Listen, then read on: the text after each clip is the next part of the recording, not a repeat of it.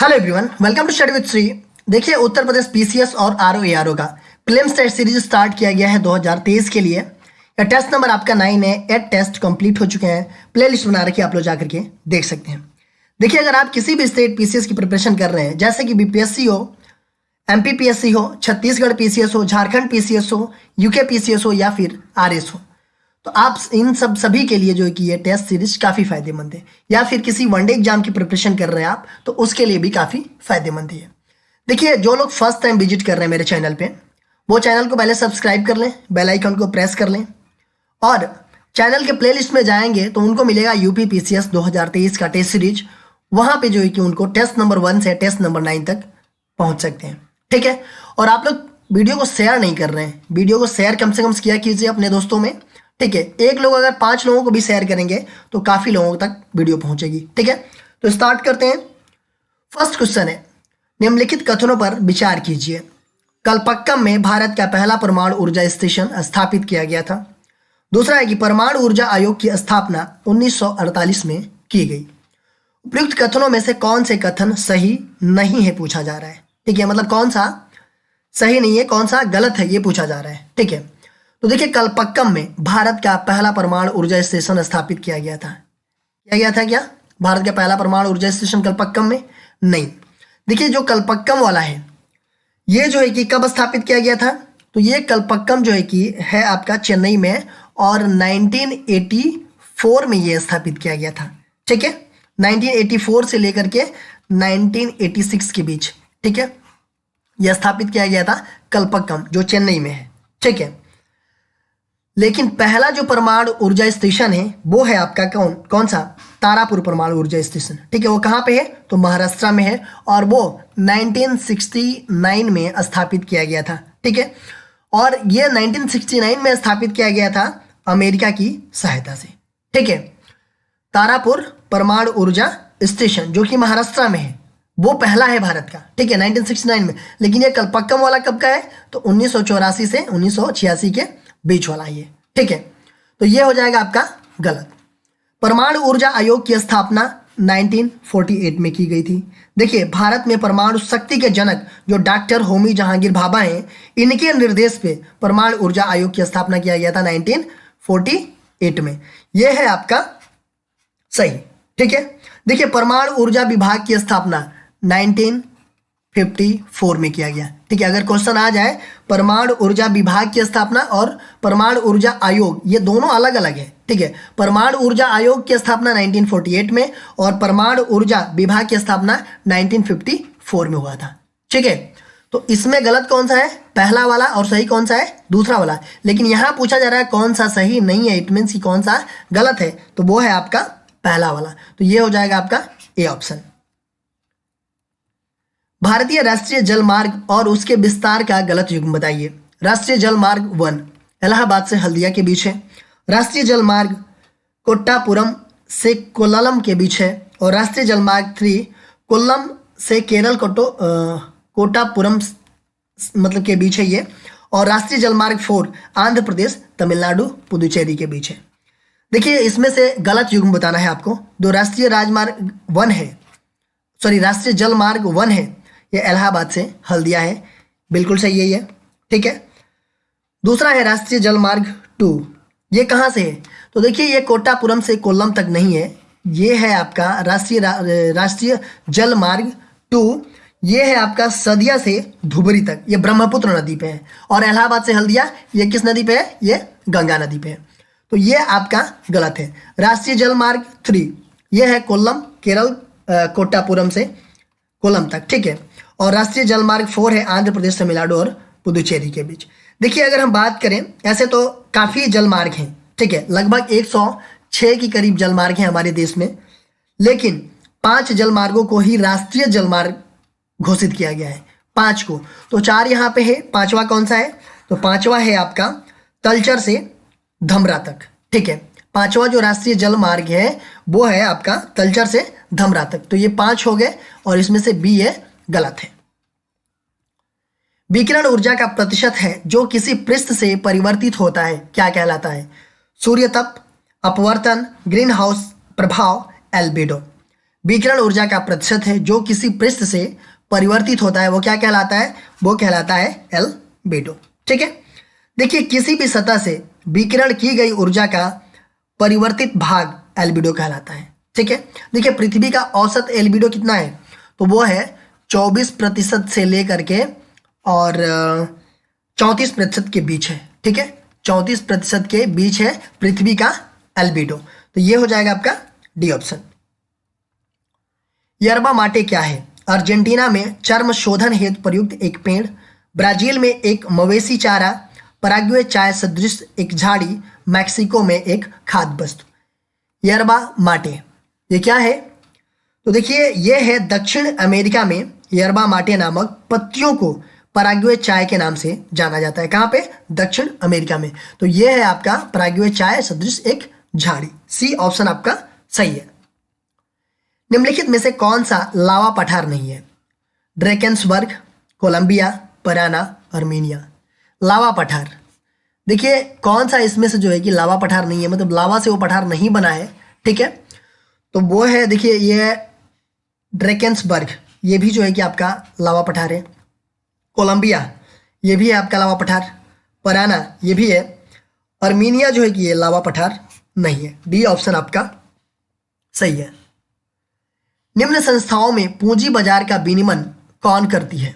SEBI, RBI, national stock exchange, इनमें से कोई नहीं।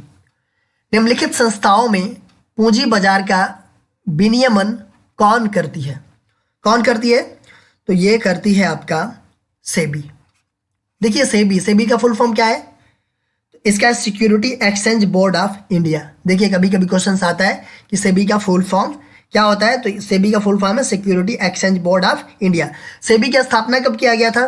तो सेबी की स्थापना किया गया था 12 अप्रैल 1992 में। और इसका हेडक्वार्टर कहाँ पे है? तो इसका हेडक्वार्टर जो है कि मुंबई में है। ठीक है, सेबी की स्थापना कब किया गया था? 12 अप्रैल 1992 में। इसका हेडक्वार्टर कहाँ पे है? मुंबई में है। इसका फुल फॉर्म क्या होता है? Security exchange board of India. ठीक है, RBI, reserve bank of India, इसकी स्थापना कब किया गया था?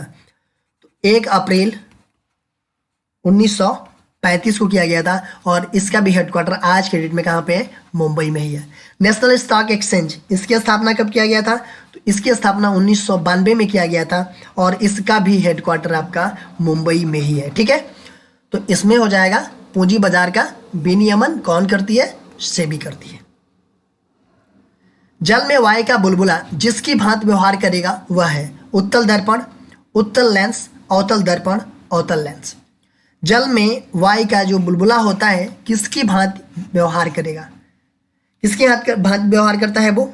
तो वो करता है अवतल लेंस के। डी ऑप्शन आपका सही है। देखिए पानी में डूबा हुआ वायु का जो बुलबुला होता है जिसकी सतह क्या होती है? वो उत्तल होती है। ठीक है, उसकी सतह क्या होती है? उत्तल होती है, लेकिन अवतल लेंस की भांति वह व्यवहार करता है। ठीक है, देखिए पानी का अपवर्तनांक वायु से अधिक होता है, इसलिए जल में डूबे हुए बुलबुले की लेंस की जो प्रकृति होती है वो क्या होती है कि बदल जाती है। ठीक है, तो इसीलिए पानी में डूबा हुआ वायु का बुलबुला जो है कि जिसकी सतह क्या होती है? उत्तल होती है, लेकिन वो व्यवहार करता है अवतल लेंस की तरह। ठीक है, हरित कौशल विकास कार्यक्रम निम्नलिखित में से किसके द्वारा शुरू किया गया है? वित्त मंत्रालय, कौशल विकास और उद्यमिता मंत्रालय, पर्यावरण वन और जलवायु परिवर्तन मंत्रालय, मानव संसाधन और विकास मंत्रालय। हरित कौशल विकास कार्यक्रम ये किसके द्वारा शुरू किया गया है? तो देखिए ये पर्यावरण वन और वन्य जीव क्षेत्र में युवाओं को कौशल प्रदान करने और उन्हें स्वरोजगार के क्षेत्र में सक्षम बनाने के लिए जो है कि पर्यावरण वन और जलवायु परिवर्तन मंत्रालय ने क्या किया है? हरित कौशल विकास कार्यक्रम शुरू किया है। तो किसने किया है ये? तो पर्यावरण वन एवं जलवायु परिवर्तन मंत्रालय के द्वारा हुआ है। इस मराठा संत का महाराष्ट्र धर्म के उदय में योगदान था? नामदेव, रामदास, एकनाथ, तुकाराम। किस मराठा संत जो है कि महाराष्ट्र धर्म के उदय में योगदान था उनका?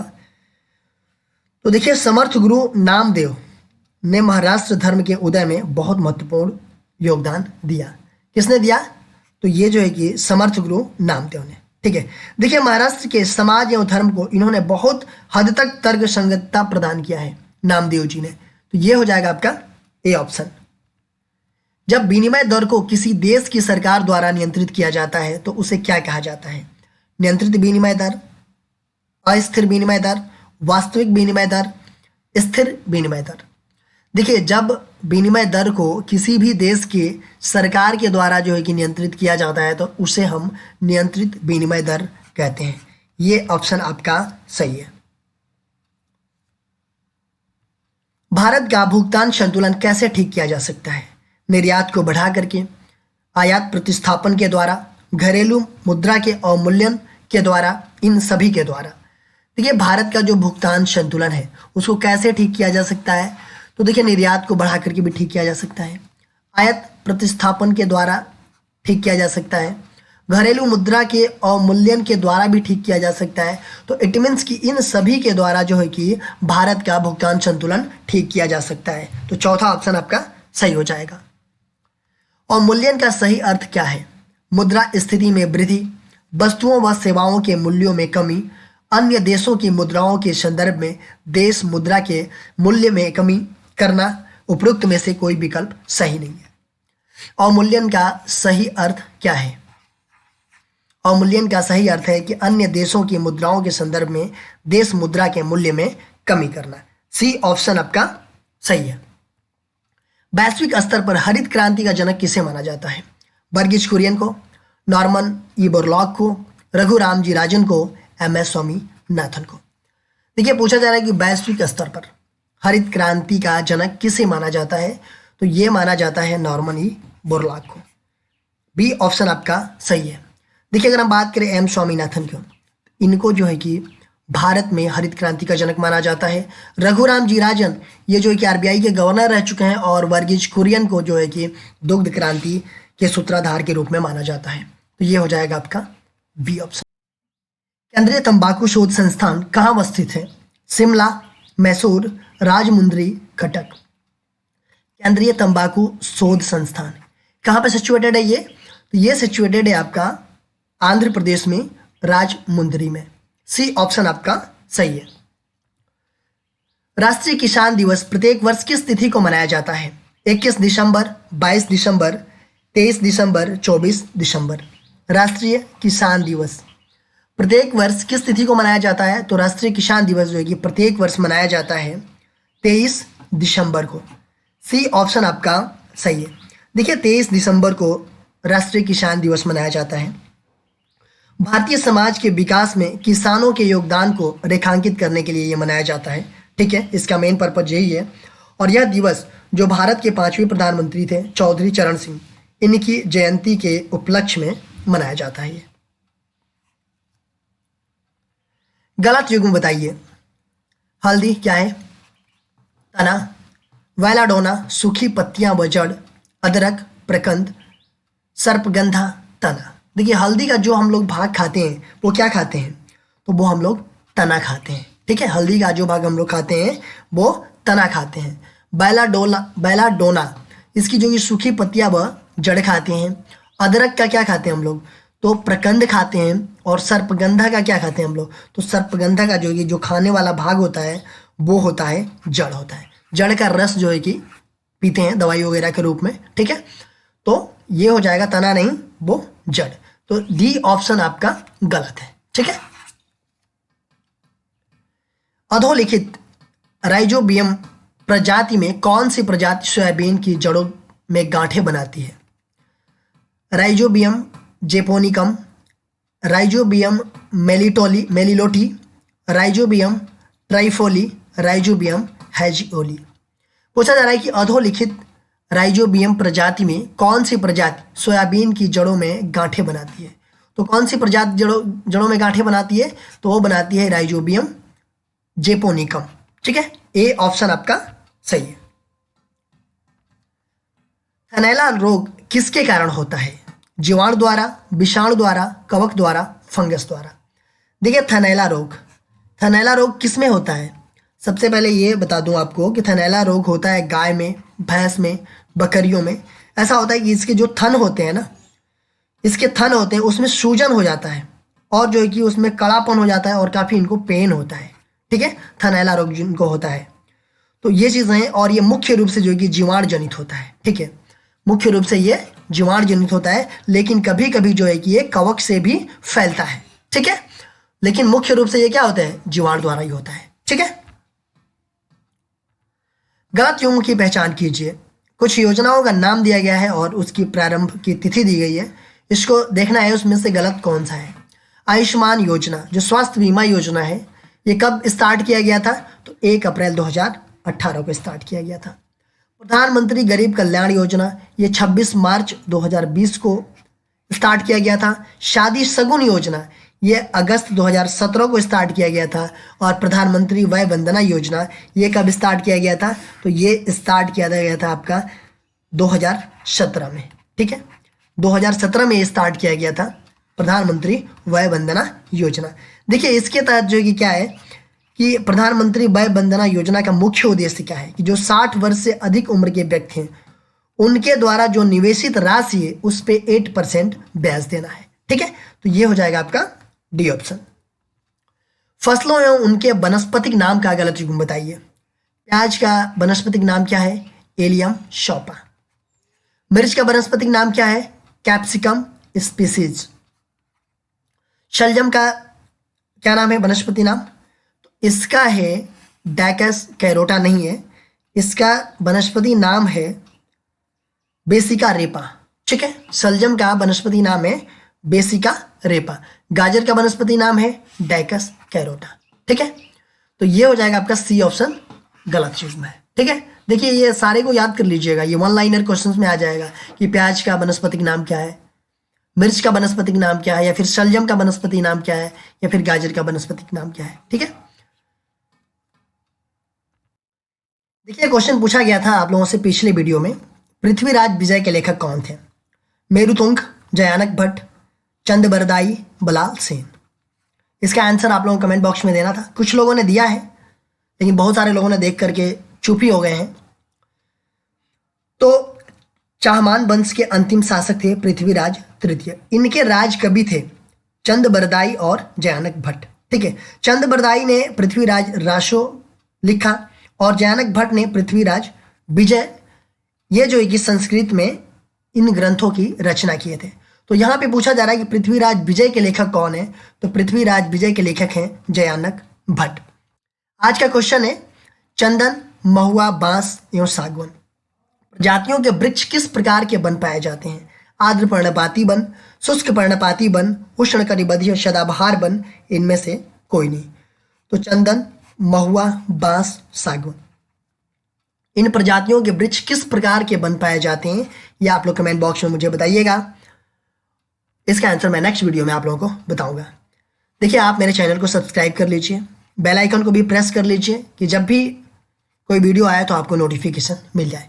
ये मेरा दूसरा चैनल है श्री GS पॉइंट, फेसबुक का पेज है स्टडी विद श्री के नाम से, और इंस्टाग्राम पे हमारी आईडी है स्टडी विद श्री 25 और श्री GS पॉइंट। ये टेलीग्राम की आईडी है स्टडी विद श्री। आप लोग इन सब सारे जगहों पे कनेक्ट हो जाइए, इन सब का लिंक आपको डिस्क्रिप्शन में मिल जाएगा, आप वहाँ क्लिक करते आप पहुँच जाएंगे। दोस्तों वीडियो अच्छी लगती है तो आप लोग लाइक किया कीजिए, एक अच्छा सा कमेंट्स कर दिया कीजिए, अपने दोस्तों में शेयर जरूर किया कीजिए। अगर वीडियो अच्छी नहीं लगती है तो आप लोग डिसलाइक कर दीजिए और कमेंट बॉक्स में मुझे बताइए कि डिसलाइक क्यों किया। वीडियो देखने के लिए धन्यवाद।